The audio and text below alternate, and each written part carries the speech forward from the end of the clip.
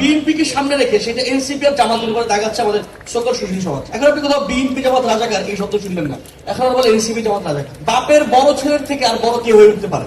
এই ফ্রেমিং এর মধ্যে দিয়ে বিএনপির উপরে যত অত্যাচার হয়েছে সবগুলোকে লিগালাইজ করছে আমাদের সকল সুশীল সমাজ। বিএনপির উপরে যত নির্যাতন হয়েছে, সাউদির আহমেদের গুম বলেন, এই সাউদির কাদের চৌধুরীর ফাঁসি, আসল ঐতিহাসিক ফ্যাক্টকে সামনে না এনে নানা রকমের কামান দাগানো। সে কামান গত 17 বছর বিএনপির উপরে দাগানো হয়েছে।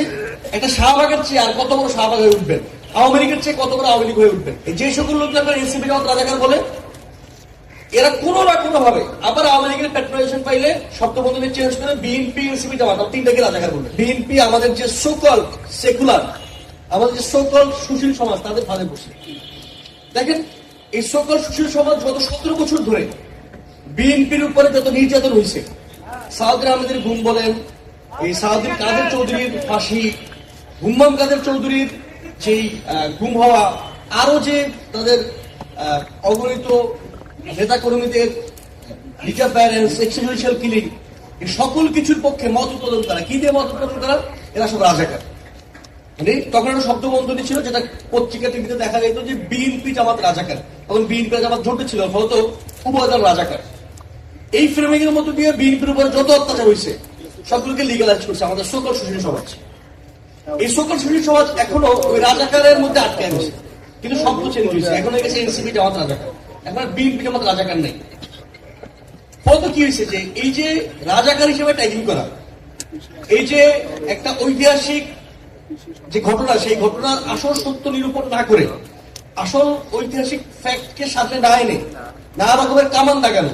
সে কামান গত 17 বছর বিএনপির উপরে দাগানো হয়েছে। এখন আবার বিএনপি কে সামনে রেখে সেটা এনসিপি আর জামাতের উপরে দাগাচ্ছে আমাদের সকল সুশীল সমাজ। এখন আপনি কোথাও বিএনপি জামাত রাজাকার এই শব্দ শুনবেন না, এখন আর বলে এনসিপি জামাত রাজাকার। এখন ব্যাপারটা হইতেছে যে বাপের বড় ছেলের থেকে আর বড় কে হয়ে উঠতে পারে? মানে আপনি একটা শাহবাগের চেয়ে আর কত বড় শাহবাগ হয়ে উঠবেন, আওয়ামী লীগের চেয়ে কত বড় আওয়ামী লীগ হয়ে উঠবেন। যে সকল লোকজন এনসিপি জামাত রাজাকার বলে, এরা কোনো না কোনো ভাবে আবার আওয়ামী লীগের পেট্রোলেশন পাইলে শব্দবন্ধনী চেঞ্জ করে বিএনপি এনসিপি জামাত তিনটাকে রাজাকার বলবে। দ্বিতীয়বারের মতো বিএনপি এই ফাঁদে পড়ছে, আমাদের সকল সুশীল সমাজের ফাঁদে পড়ছে। তাদের কাছে এখন এনসিপি জামাত রাজাকার এবং বিএনপি প্রগতিশীল। আপনারা দেখছেন যে এই যে বিটিএফআই ডিজি তিনি স্বীকৃতি দিয়েছেন যে আমাদের অনিলের সাথে তখনকার দুই নেত্রী, এক নেত্রী ছিল যারা তারেক রহমান বর্তমান প্রধানমন্ত্রী, তার জড়িত সঙ্গে বাংলাদেশের দুইটা পত্রিকার, একটা বাংলা এবং একটা ইংরেজি পত্রিকার দুজন সম্পাদক জড়িত ছিলেন। এবং সেই পত্রিকার একজন সম্পাদক নির্বাচনের আগে তারেক রহমানকে অভিনন্দন জানায় আসছেন। আপনারা জানেন পাবলিক ফোরামে যে তারেক রহমান আমাদের নেক্সট প্রাইম মিনিস্টার।